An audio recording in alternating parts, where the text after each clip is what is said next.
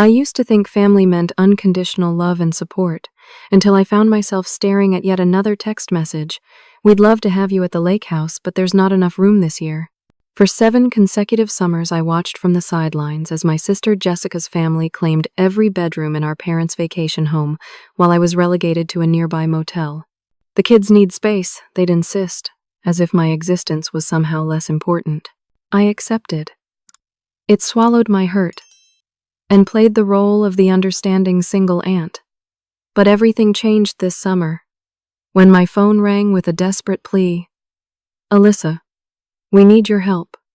We need to stay at your place." Growing up in Duluth, Minnesota, family was everything to us. My sister Jessica and I were only 2 years apart, and despite occasional sibling rivalry, we were close throughout our childhood. Our parents, Linda and Robert, worked hard to provide us with stability and love. The summer I turned 15 and Jessica 17, they surprised us with news that would become central to our family identity. They had purchased a lake house about an hour outside the city.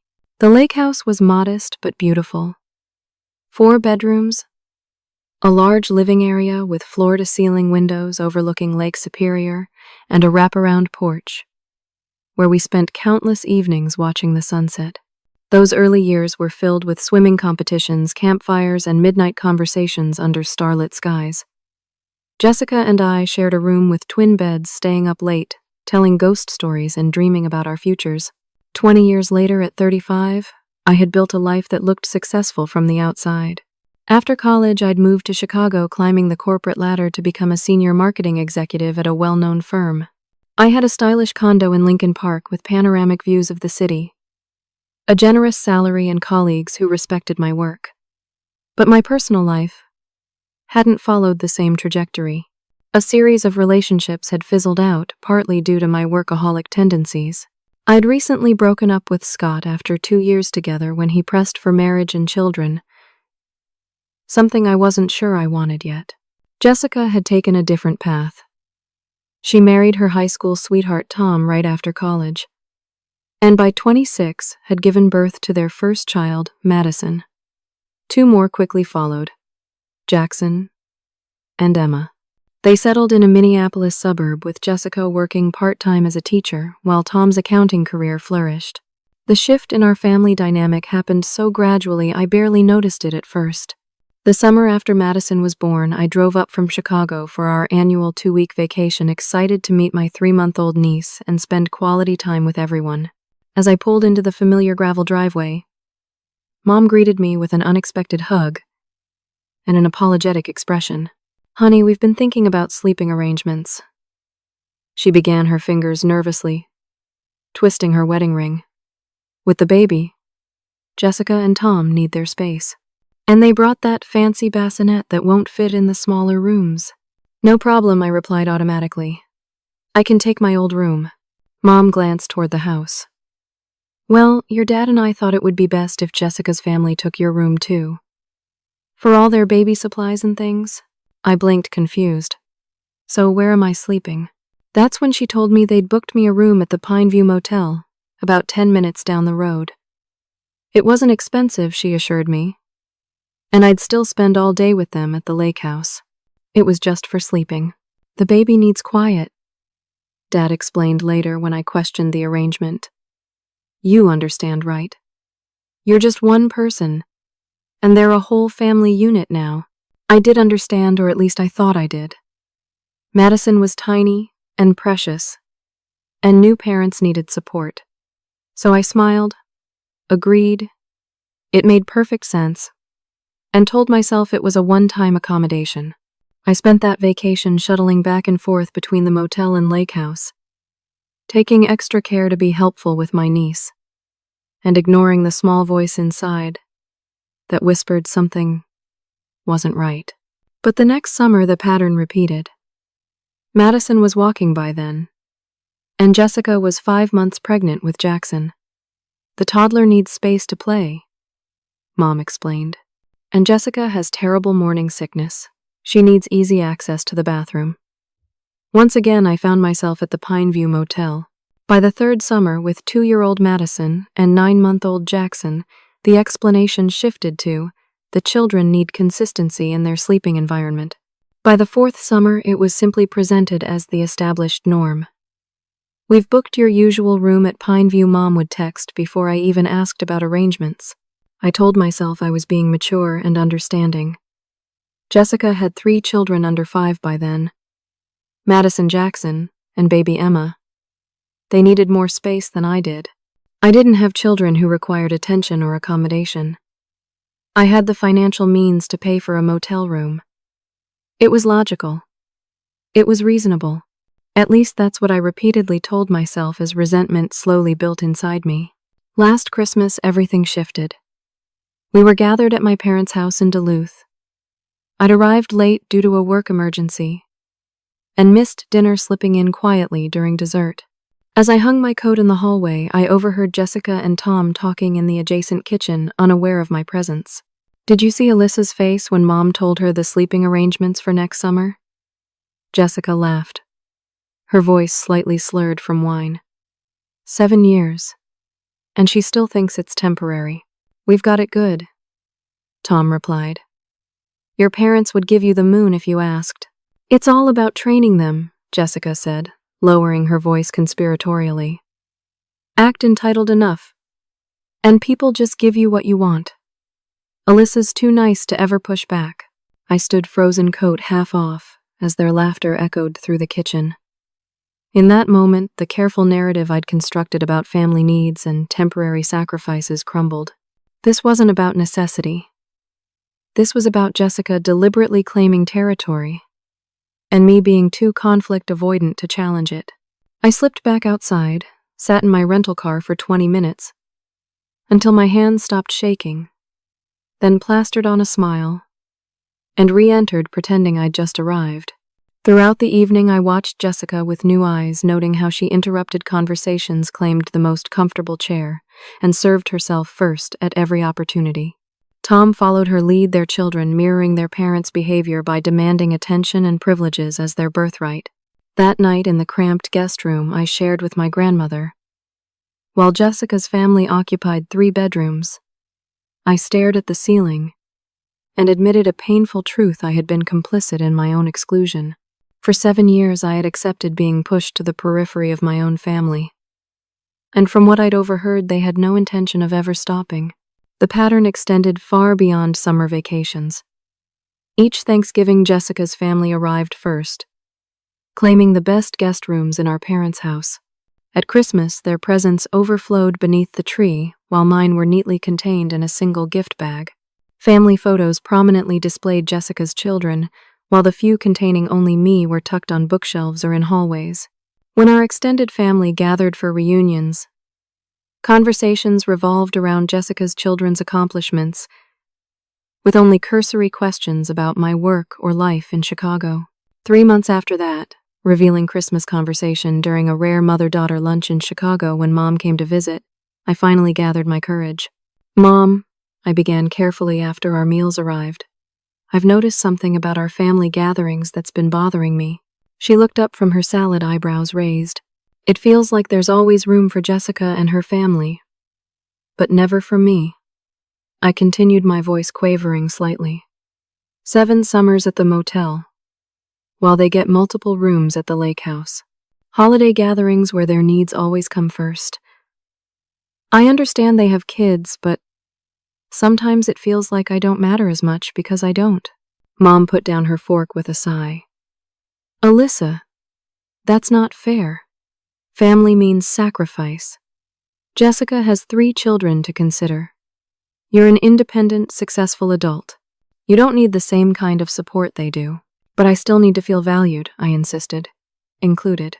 "You are included," she replied defensively. "You're invited to everything, as an afterthought. With conditions." Her expression hardened. "I think you're being selfish. Your sister gave us grandchildren. She's carrying on the family legacy. What exactly are you contributing, besides occasional visits and expensive Christmas gifts?" Her words struck like a physical blow.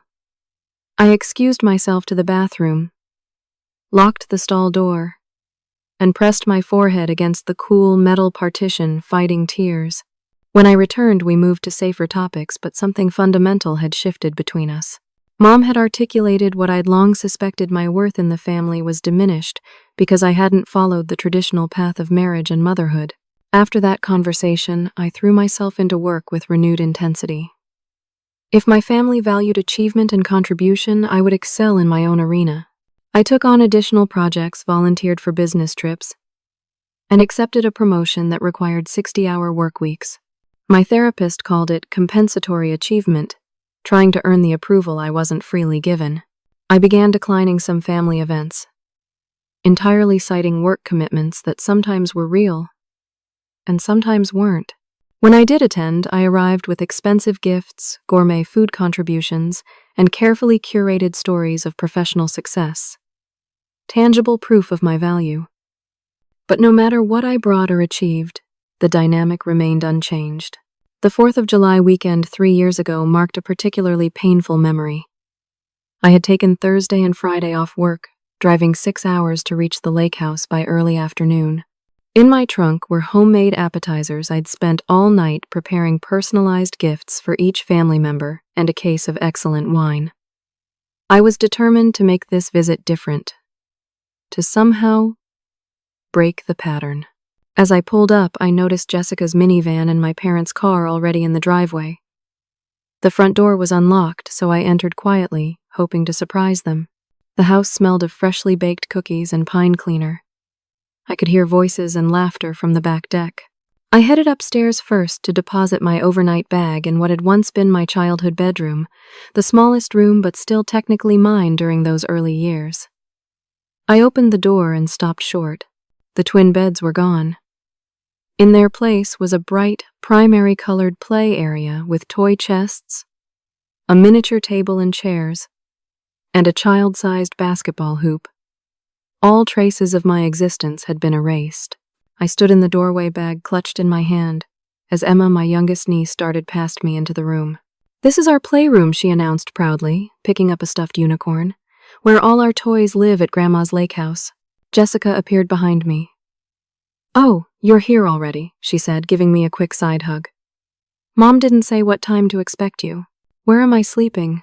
I asked, still staring at the transformed space. She looked surprised by the question. "At the Pine View, of course. Mom made the reservation yesterday." "Didn't she tell you?" "No," I said quietly. "She didn't." That night alone in my motel room, I cried for the first time in years. Not just quiet tears, but deep, wrenching sobs that left my throat raw and my pillow soaked. It wasn't about the room itself. I'd long ago accepted the motel arrangement. It was about the complete erasure of my place in the family home. They hadn't even bothered to tell me they'd eliminated the last physical space that had once been mine. 2 weeks after returning to Chicago, still nursing that wound, I was scrolling through Instagram when a photo from my mother's account stopped me cold. It showed my entire extended family. Parents, Jessica's family, aunts, uncles, cousins, gathered on the lake house deck, beaming at the camera beneath a banner reading "Watson Family Reunion 2022. The caption read, "Complete family reunion. So blessed to have everyone together at the lake." I hadn't been invited. I hadn't even known it was happening. With shaking fingers, I called my mother. When she answered, I couldn't even form a proper greeting. "Why wasn't I told about the reunion?" I demanded. A pause. "Oh, that. It was very last minute, honey. Your Uncle Steve was passing through on his way to Canada. We didn't think you'd be able to get away from work on such short notice." "You didn't even give me the choice," I whispered. "It wasn't a big deal, just a casual gathering. We'll plan something larger next year that works with your schedule." After we hung up, I sat on my balcony watching the Chicago skyline until dawn, confronting a devastating realization in their minds. I was no longer an essential part of the family. I was an accessory, included when convenient, excluded when not, with no one even noticing the difference. Somewhere along the way, I had become dispensable. April brought the familiar text from Mom, planning the annual lake house vacation for July 1 to 15. "We'd love to have you join for whatever days you can. Jessica and family will be taking the upstairs bedrooms as usual. Let me know if you want me to book your room at Pineview. I stared at my phone, the accumulated weight of years of similar messages pressing on my chest. For the first time, I allowed myself to imagine an alternative. What if I simply didn't go? The thought was simultaneously terrifying and liberating. The lake house vacation had been a constant in my life for 20 years. Even in its diminished form, it represented my connection to family traditions and history. And for men, it even terrifying. Not attending felt like conceding defeat, admitting I was as peripheral as they already treated me. Yet I couldn't face another year of the painful routine, arriving with forced cheer, watching Jessica's children claim spaces that were once mine, retreating each night to a sterile motel room, while my family remained together, bonding in ways I was excluded from. Before I could second-guess myself, I opened my laptop and booked a solo trip to Northern California for the exact dates of the lake house vacation. 10 days exploring Napa Valley, the Redwood National Forest, and the San Francisco coastline. A first-class flight, luxury accommodations, and private tours. If I was going to break tradition, I would replace it with something magnificent. I responded to Mom's text. Thanks for the invitation, but I won't be able to make it this year. I've planned a trip to California during those dates. Hope everyone has a wonderful time. The response was almost immediate. Really? You've never missed the lake house? Are you sure you can't change your dates? Everyone will be disappointed. I doubted that very much, but replied diplomatically. Unfortunately, everything's booked and non-refundable. I'll catch up with everyone at Thanksgiving. What followed was a flurry of messages and calls expressing surprise and what seemed like genuine disappointment. Dad called unusually emotional, saying the lake wouldn't be the same without me. Jessica texted that the kids would miss their aunt. Mom suggested I come for just a weekend before or after my trip. Their reactions confused me. If my absence was truly so disruptive, why had they spent years making me feel unwelcome? I held firm to my decision, weathering their attempts to change my mind with a newfound resolve that surprised even me. As my trip approached, I began meeting with a therapist, Dr. Winters, to address my family dynamic issues. In her comfortable office with its view of Lake Michigan, I unspooled the history of the lake house vacations, the no room for you pattern, and my recent decision to break away. What's interesting, Dr. Winters observed during our third session, is that you've framed your decision to vacation elsewhere as an escape or surrender. But from another perspective, it's actually the first boundary you've set with your family in years. Boundary, I repeated, considering the word. Yes. You've decided what's acceptable treatment and what isn't. Rather than continuing to participate in a dynamic that hurts you, you've chosen an alternative that prioritizes your well-being. This perspective shift felt revolutionary. I hadn't abandoned a tradition. I had protected myself from continued injury. The realization straightened my spine and lifted an invisible weight from my shoulders. Through weekly sessions, Dr. Winters helped me examine other areas where I might need boundaries. I recognized patterns in my work life, where I overcompensated for perceived inadequacy by taking on others' responsibilities. I saw how my friendships often involved me giving far more than I received. Even my failed relationship with Scott had featured an imbalance where his preferences routinely trumped mine. As July approached, I felt a mix of anxiety and anticipation about my solo adventure. While my family continued their familiar gathering, I would be creating new experiences alone. The symbolism wasn't lost on me. Then 4 days before my departure, my phone rang with my father's number. Expecting another attempt to change my plans, I almost didn't answer. When I did, his strained voice immediately set off alarm bells. Alyssa, we've had a situation at the lake house, he said without preamble. A pipe burst in the upstairs bathroom. There's significant water damage to 3 bedrooms and part of the living room ceiling. Is everyone okay? I asked automatically. Yes, everyone's fine. It happened overnight. But the repairs are going to take at least 2 weeks, and the house isn't habitable with the construction crew working. That's awful, Dad. Are you canceling the vacation? A beat of silence. Well, that's why I'm calling. Your mother and I can stay with Aunt Carol, but Jessica and her family, they don't really have options with such short notice. All the rentals around the lake are booked solid for summer. My stomach clenched as I anticipated what was coming. I hate to ask this, especially since you've made other plans, but is there any chance Jessica and her family could stay at your condo while the repairs are happening? Just for 2 weeks. They wouldn't interfere with anything and you'd be in California anyway. The irony was breathtaking. After years of being told there was no room for me, they were now asking if there was room for them.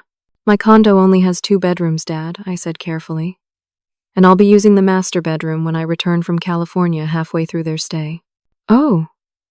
He sounded surprised, as if he hadn't considered I might want my own bedroom in my own home.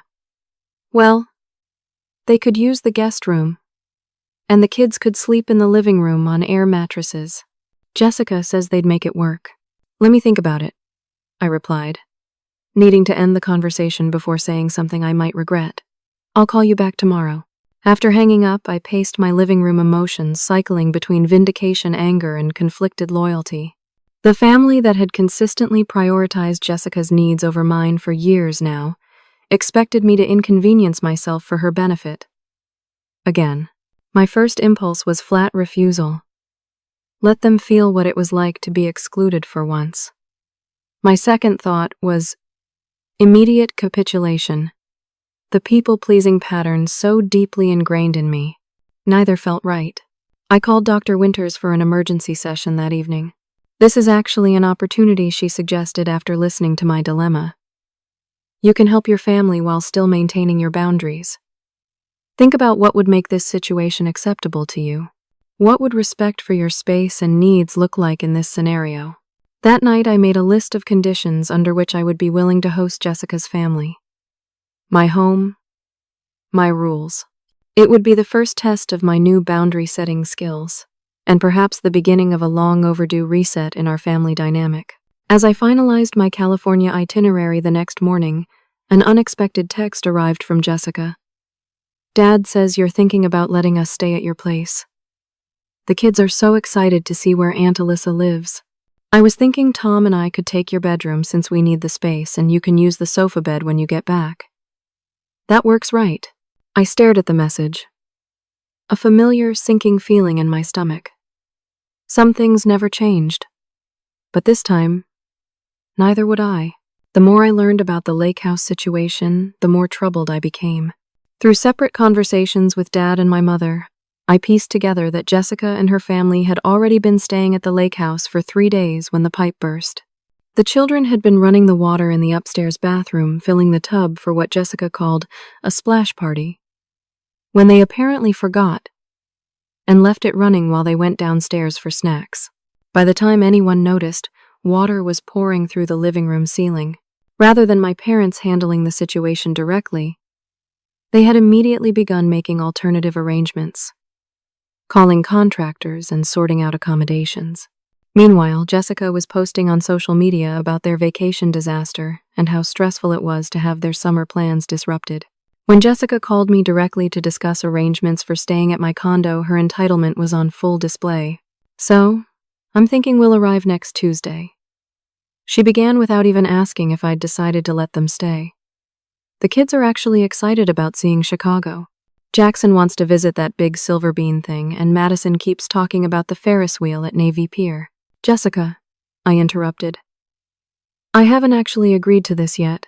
What Dad said you were thinking about it. Why wouldn't you? Your place is sitting empty while you're in California. Because it's a big imposition, I replied, trying to keep my voice level. My condo isn't set up for 3 children, and I'll be home for the 2nd week you're planning to stay. She made a dismissive sound. We'll make it work. The kids can sleep anywhere, they're adaptable. And Tom and I can take your bedroom since we need the privacy. You won't mind the sofa for a few days. There it was again. The assumption that her needs automatically superseded mine, even in my own home. If you stay, I said firmly, You and Tom will use the guest bedroom. The children can use sleeping bags in the living room. I'll be using my bedroom when I return." "That's ridiculous," Jessica scoffed. "You can't expect Tom and me to squeeze into that tiny guest room with the double bed. Your room has the king-sized bed and attached bathroom. It just makes more sense for us to use it." "It makes more sense for me to use my own bedroom in my own home," I countered. "God, Alyssa, why are you being so difficult about this? It's not like you have a husband or kids who need consideration." Her words struck the same painful chord my mother's had months earlier. The implication that my single, childless status made my needs inherently less important. "I need to think about this," I said finally. "I'll let you know my decision tomorrow." After hanging up, I sat on my balcony watching the Chicago skyline turn golden in the evening light. A complex mix of emotions churned inside me, resentment at Jessica's presumption guilt at my reluctance to help, and a new feeling that took me a moment to identify: righteous anger. For years I had swallowed similar feelings in the name of family harmony. I had accepted being less than an afterthought, someone whose needs could be endlessly deferred in favor of my sister's. The pattern was so established that Jessica didn't even see anything wrong with expecting me to surrender my bedroom in my own home. I texted Dr. Winters, who agreed to a quick phone session that evening. "What I'm hearing," she said after I explained the latest development, "is that this situation is triggering all the old family patterns. The expectation that you'll sacrifice for Jessica's comfort isn't just about this particular request, it's about years of similar expectations." "Exactly," I confirmed. "And part of me thinks I should just say no.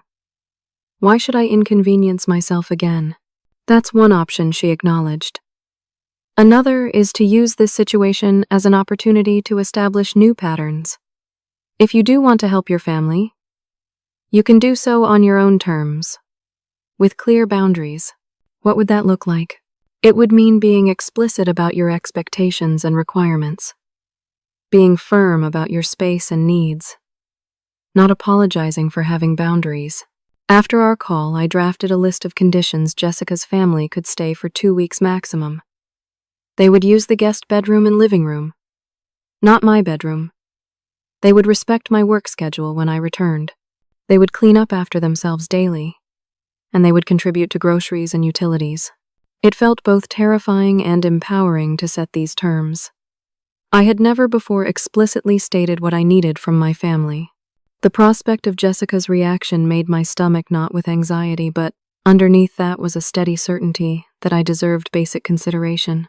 Before I could communicate my decision, another unsettling piece of information emerged. I had called my parents to ask about their plans during the lake house repairs, assuming they'd be staying with Jessica at my condo. "Oh no, honey," Mom replied. "We've booked a suite at the Grand Resort on the other side of the lake. They have a wonderful spa and golf course your father wants to try. We thought it best to give Jessica's family space without us underfoot." "Wait," I said, confusion turning to disbelief. "You're staying at a luxury resort while asking me to host Jessica's entire family in my 2-bedroom condo?" "Well, we booked it months ago as a backup in case the weather was bad during vacation week.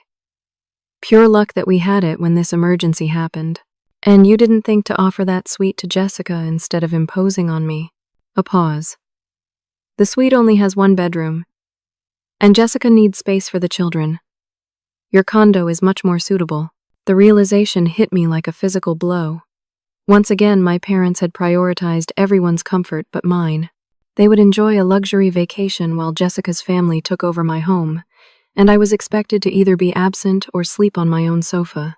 That night I made my decision. I would allow Jessica and her family to stay, but entirely on my terms.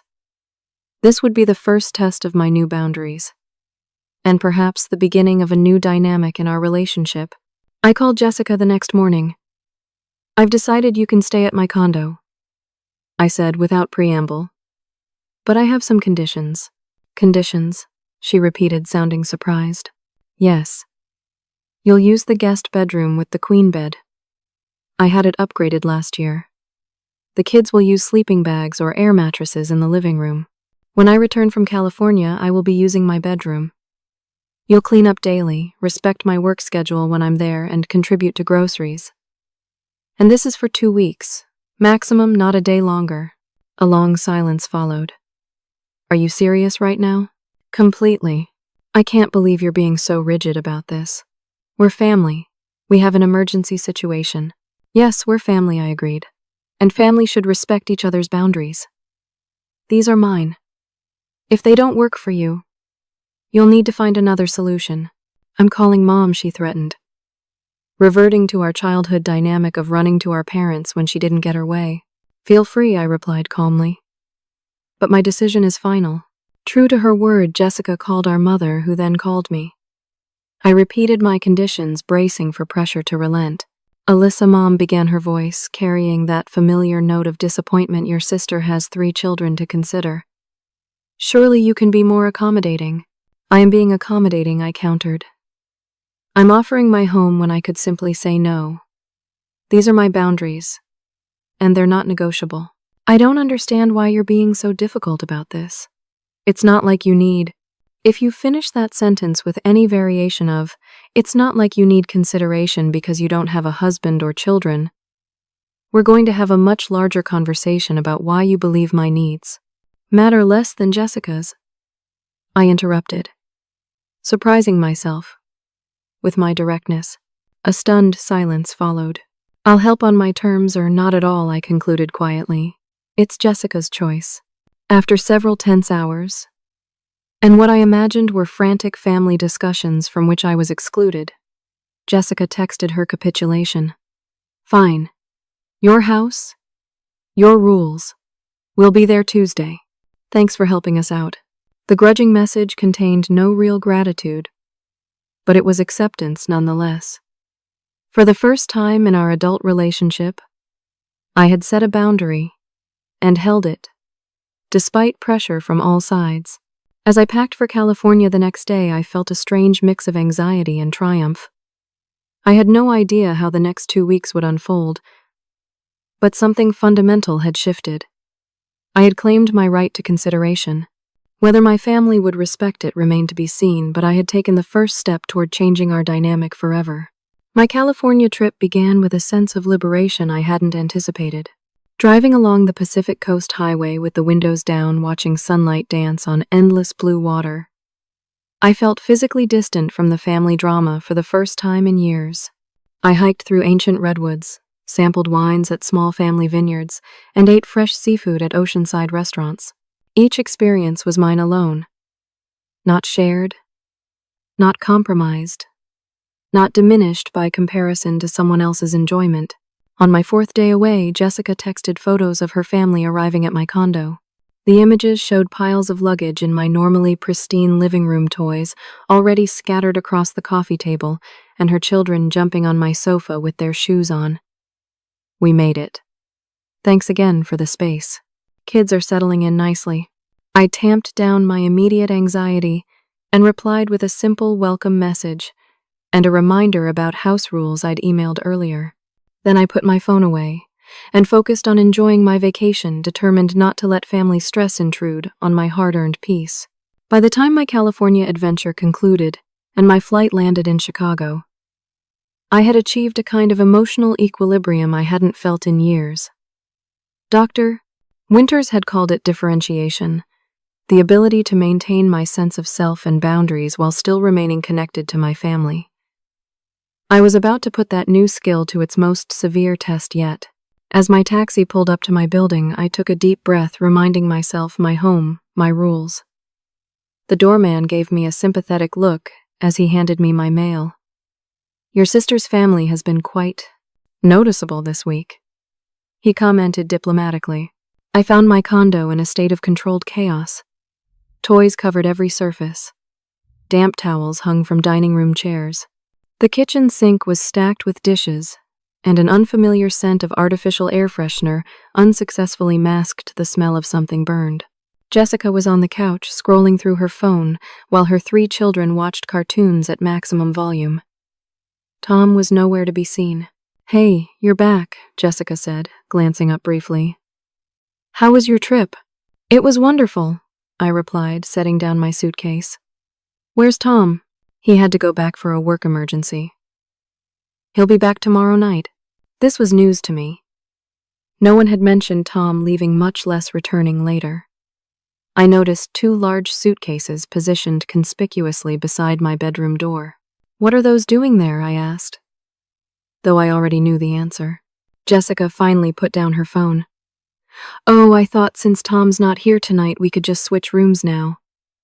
I've got the kids' stuff all set up in the living room, but Madison really needs her own space. She's 12 now, you know, and going through some girl stuff. I figured she could use the guest room tonight. And you and I could share your king bed. Then tomorrow when Tom gets back, Madison can move back to the living room and Tom and I will take your room." The casual way she outlined this complete dismissal of my clearly stated boundaries was breathtaking. It was as if our previous conversation had never happened. "No," I said simply. "That's not the arrangement we agreed to." Jessica's expression shifted from casual to irritated. "Come on, Alyssa. Don't be difficult. Madison really needs privacy right now. I understand that, but you and Tom will be using the guest room as we discussed. Madison can use the walk-in closet in that room for privacy if needed. I'll be using my bedroom." "That's ridiculous. The guest room closet is tiny, and Tom and I can't possibly sleep comfortably in that small bed for 10 more days. You seemed to find it comfortable enough to book it for me when you assumed you'd be taking my room," I pointed out. Jessica's face flushed. "That's different." "How?" "Because." She floundered, then rallied. "Because we're guests, and we have special needs with the children. Your family. I'm helping during an emergency." I corrected her. "And I've set clear boundaries about that help. My bedroom is not available to you." Jessica stood up, hands on hips. "I can't believe you're being so selfish. After everything our family has done for you." That pushed a button. "What exactly has our family done for me, Jessica?" "Excluded me from the lake house for 7 years. Relegated me to a motel, while you took over every bedroom. Converted my childhood room to a playroom, without even telling me. Please enlighten me about all you've done for me." My voice had risen, and I realized the children had stopped watching TV and were staring at us. Emma, the youngest at 6, looked frightened, while Jackson, 9, appeared confused. Madison, the oldest at 12, was watching with an unreadable expression. Jessica's phone rang, our mother's ringtone. She answered immediately, walking toward the guest bedroom. "Mom, you won't believe what Alyssa is doing now." I sighed and turned to the children. "Hey guys, I'm sorry about the loud voices. That wasn't good adult behavior from either of us. Have you had dinner yet?" They shook their heads. "How about I order pizza while your mom is on the phone?" This suggestion was met with enthusiasm, and I was grateful for the distraction as I placed the order. By the time Jessica emerged from the guest room, I had helped the kids clear enough space on the dining table for dinner and had started washing the dishes in the sink. "Mom wants to talk to you," Jessica said, holding out her phone with a triumphant expression. I dried my hands and took the phone, stepping onto my balcony for privacy. "Hello? Alyssa, what is going on there?" Mom demanded. "Jessica says you're refusing to let them use your bedroom even though Tom will be there tomorrow and they need the space." "That's right," I confirmed. "We discussed this before they came. They're using the guest room, and I'm using my bedroom. But honey, they have 3 children. Surely you can see—" "Mom," I interrupted firmly. "This is my home. I've opened it to Jessica's family under specific conditions which they agreed to. I'm not changing those conditions. I just don't understand why you're being so rigid about this. We raised you to be more considerate." "Did you?" I asked quietly. "Because from where I'm standing, I was raised to always put my needs last, to accept being excluded and overlooked, to never question why Jessica's comfort always takes priority over mine, even in my own home." "That's not fair," Mom protested, but her voice held a note of uncertainty. "Isn't it 7 years, Mom? 7 years I've slept at a motel during family vacations because there's not enough room for me at the lake house. And now you're asking me to give up my bedroom in my own home. When does it stop?" A long silence followed. "We never meant to make you feel excluded. she finally said, her voice smaller. Intention doesn't change impact. And the impact has been painful. The doorbell rang. The pizza delivery. I need to go, I said. Pizza's here for the kids. Jessica and her family are welcome to stay under the conditions we agreed to. That's my final word on the subject. I ended the call before she could respond and went to pay for the pizza. When I brought it to the dining table, Jessica was stuffing her belongings back into the suitcases by my bedroom door. Fine, she snapped. We'll use the guest room. But I'm calling Tom to come back tonight. We're not staying the full 2 weeks if you're going to be like this. That's your choice, I replied calmly, serving pizza to the children. We ate in uncomfortable silence, the kids picking up on the tension but focused on their food. After dinner, I helped them set up their sleeping bags in the living room while Jessica sulked in the guest room, texting furiously. Later that evening, as I was preparing for bed, a knock came at my bedroom door. I opened it to find Tom standing there looking uncomfortable. Hey, he said quietly. Can we talk for a minute? Surprised by his presence, I nodded and followed him to the kitchen. I want to apologize for the drama, he began, keeping his voice low. Jessica called me, ranting about the bedroom situation, demanding I drive back tonight to confront you. And yet you seem surprisingly calm about it, I observed. Tom glanced toward the guest room, then back to me. Between you and me, I think you're right to stand your ground. The way they've treated you all these years with the lake house thing, it's never sat right with me. I blinked in surprise. You've never said anything, he shrugged, looking embarrassed. I should have. Jessica can be forceful, and your parents always back her up. It was easier to go along with it. He paused, then added. But Jessica's sense of entitlement has been getting worse. It's causing problems between us too. What do you mean? She expects everything to revolve around her needs. The kids are learning the same attitude. It's not healthy, and I've been trying to talk to her about it, but she doesn't see it. This unexpected alliance left me momentarily speechless. Before I could respond, Madison appeared in the hallway. Dad and Alyssa, can I talk to you guys too? Of course, I said, pulling out a kitchen stool for her. Madison climbed up, her expression serious. I want to say something about what happened earlier. She glanced at her father, who nodded encouragingly. I don't think it's fair that Mom tried to take your room, Aunt Alyssa. It's your house. And... She hesitated. I've always felt bad about how you have to stay at that motel during lake house vacations. It doesn't seem right. Her perception and honesty touched me deeply. Thank you for saying that, Madison. The younger kids don't really understand, but I do. Mom always gets what she wants, and nobody ever says no to her. Not Grandma, not Grandpa, not Dad.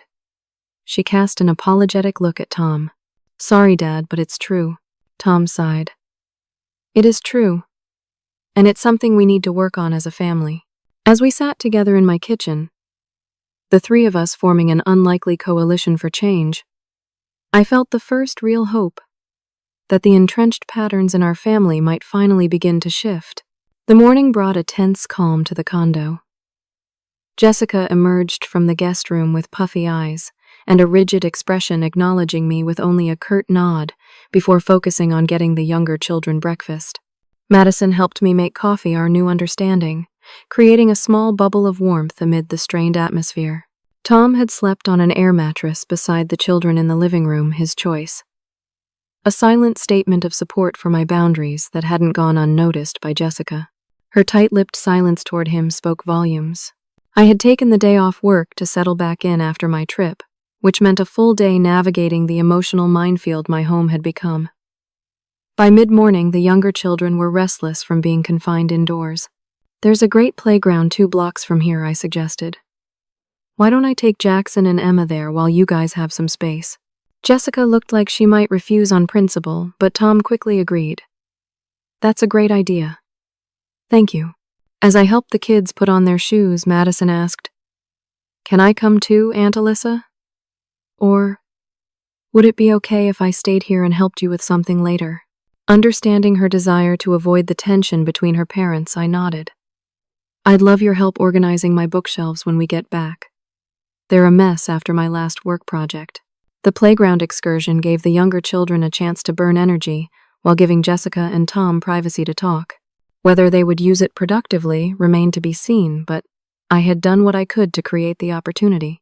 Jackson and Emma were delightful away from the strained atmosphere of the condo. They showed me their climbing skills, challenged me to races, and asked endless questions about Chicago. I realized with a pang how little I knew my niece and nephew. Our relationship had been limited to brief, superficial interactions during family gatherings where Jessica was always hovering nearby, mediating our contact. "Aunt Alyssa, why don't you come to the lake house with us?" Emma asked innocently, as we walked back, ice cream cones in hand. "Mommy says, you're always too busy with work." "That's not exactly true," I replied carefully. "There hasn't been enough room for me to stay there." "But there are lots of rooms," Jackson pointed out with a child's straightforward logic. "We have the big bedroom, and Madison has her own room, and Mommy and Daddy have their room, and Grandma and Grandpa have their room." "And where would I sleep?" I asked gently. He considered this, frowning. "I don't know. The couch. Would you want to sleep on the couch during vacation while everyone else had bedrooms?" "No," he admitted. "That wouldn't be fair." "No, it wouldn't," I agreed softly. When we returned to the condo, we found an unexpected scene. My parents were sitting in the living room while Jessica was in tears on the couch, Tom standing awkwardly nearby. Madison sat at the dining table pretending to read, but clearly monitoring the adult conversation. "What's going on?" I asked, helping Emma and Jackson remove their shoes. "We thought we should come discuss the situation in person," Dad explained, looking uncomfortable. "What situation exactly?" I kept my voice neutral, aware of the children listening. "This disagreement about sleeping arrangements," Mom supplied, "and some other things that have come up." I directed the younger children to wash their hands and faces in the bathroom, then turned back to my parents. "I wasn't aware we were having a family meeting today." "We called while you were out," Jessica said, wiping her eyes. "Tom thought we should all talk openly about things." Tom cleared his throat. "I suggested we address some long-standing issues in the family. Not just this current situation, but the patterns that led to it." I looked at him with newfound respect, realizing he had initiated this conversation, rather than simply backing down as he typically did. "I see. And what have you discussed so far?" "Madison said some things," Jessica replied, her voice tight with hurt, "about how she thinks we treat you unfairly." And Tom agreed with her. Madison looked up from her book expression, apprehensive but determined. "I just told Grandma and Grandpa about how you always have to stay at the motel during vacations. They said they thought you preferred it that way." I couldn't suppress a short, disbelieving laugh. "Preferred it? Why would anyone prefer to be excluded?" "We never meant to exclude you," Mom protested. "We thought you understood the arrangement was necessary because of the children." For 7 years I challenged. Even as they got older. Even when you converted my childhood bedroom to a playroom without even telling me. Dad had the grace to look ashamed. "When you put it like that, and it's not just the lake house," I continued, years of suppressed feelings finally finding voice. "It's every family gathering, every holiday, every decision. Jessica's needs always come first. Always." "That's not true," Mom began, but Jessica interrupted her. "Yes, it is," she admitted, surprising everyone. "I've always gotten what I wanted in this family. I've expected it, demanded it." The blunt acknowledgement left us all momentarily speechless. "Why are you saying this now?" I finally asked her. Jessica wiped fresh tears. "Because Tom threatened to leave me if I don't address my entitlement issues. He says it's poisoning our marriage and teaching the children terrible values." Tom moved to sit beside her. "That's not exactly how I put it. I said we need to work on these patterns as a family, because they're damaging all our relationships, including yours and mine," Jessica said, looking at me directly for perhaps the first time in years. "I've been horrible to you, Alyssa, for a long time, and I didn't even see it because everyone always went along with what I wanted." The raw honesty of her admission cracked something open inside me. A door I had kept firmly shut against the pain of rejection and exclusion. Why, I asked, simply. What did I ever do to deserve being treated as less important? Nothing, she whispered. You did nothing. It was me. I've been jealous of you for years. Jealous of me. The concept seemed absurd. You have everything. The perfect family, our parents' approval priority. In every situation. I have a life that looks perfect from the outside. Jessica corrected. But I see how free you are. How successful. How you've built a life on your own terms. While I followed the expected path. Every time you visit with stories about your exciting job, or travels wearing your perfect clothes in your perfect body that hasn't been through 3 pregnancies. Her voice caught. I feel inferior. Like I made the wrong choices.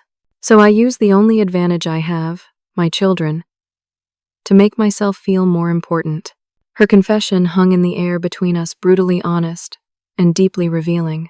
Mom stood abruptly, moving to the kitchen. I need some water.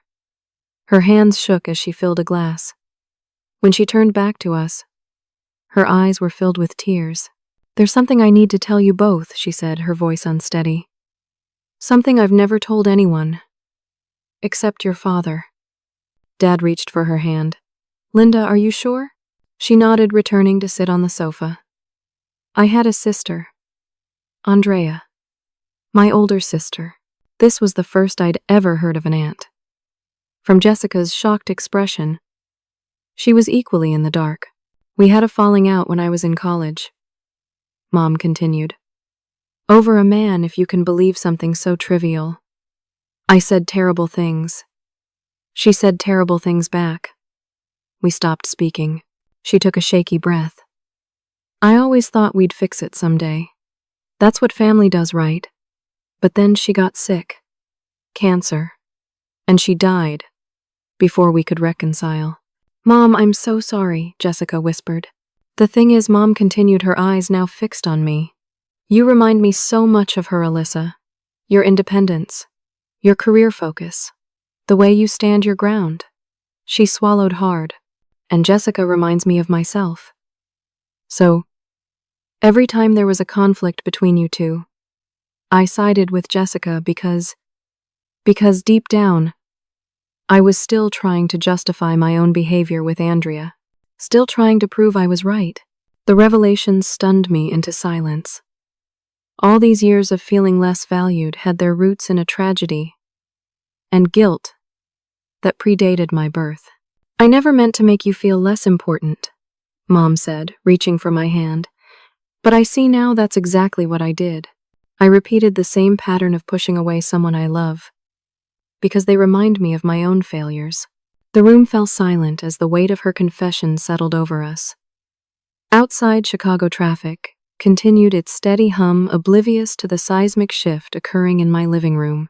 The family narrative I had accepted for years, that I mattered less because I hadn't followed the traditional path, was crumbling before my eyes, revealing a more complex and painful truth beneath. In that moment of raw vulnerability, with all our protective facades stripped away, I saw my family clearly, perhaps for the first time. Not as the perfect unit I had idealized in childhood, or the rejecting force I had resented in adulthood, but as flawed, wounded people trying their best, with the emotional tools they had. Where do we go from here? I asked quietly. We start over, Dad suggested. We acknowledge the hurt and we build something better. As we sat together in my living room, parents, sisters, brother-in-law, nieces, and nephew, the path forward wasn't yet clear. But for the first time in years, I felt truly seen by my family. And that, I realized, was the necessary first step toward healing. The week that followed was unlike any my family had experienced before. Instead of glossing over tensions with forced pleasantries as we had always done, we committed to honest communication no matter how uncomfortable. My parents extended their stay at the resort but spent most days at my condo participating in what Madison dubbed family feelings time, structured conversations where each person could speak without interruption about their force. experiences, and emotions. The children adapted to our new dynamic with remarkable resilience. Emma and Jackson, initially confused by the adult tensions, soon embraced the more authentic interactions. Madison thrived in an environment where her observations were valued rather than dismissed, often offering insights that cut through adult pretense with refreshing clarity. "You know what I think," she said during dinner on the third evening. "I think grown-ups make everything complicated because they're afraid to just say what they want." Out of the mouths of babes, Tom commented with a wry smile. "She's right," I acknowledged. "I spent years not saying what I needed because I was afraid of being seen as difficult or selfish. And I spent years demanding everything because I was afraid of not being important enough," Jessica added, reaching across the table to squeeze my hand. Jessica and Tom used the guest room as agreed, working through their own relationship issues in private conversations after the children were asleep.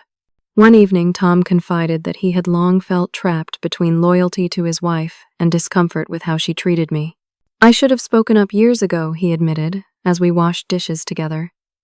"But it was easier to go along with the status quo." "We were all complicit in different ways," I replied. "Me by accepting treatment I knew was wrong. Mom and Dad by enabling Jessica's behavior. You by staying silent. We each played our part in maintaining the dynamic. My parents, especially my mother, struggled the most with our new honesty policy. Years of avoiding conflict and protecting Jessica had become so ingrained that Mom frequently lapsed into old patterns, attempting to smooth over tensions rather than addressing their root causes. During one particularly difficult conversation about the lake house arrangements, Mom burst into tears. "I don't know how to do this," she confessed. "I don't know how to be fair to both of you.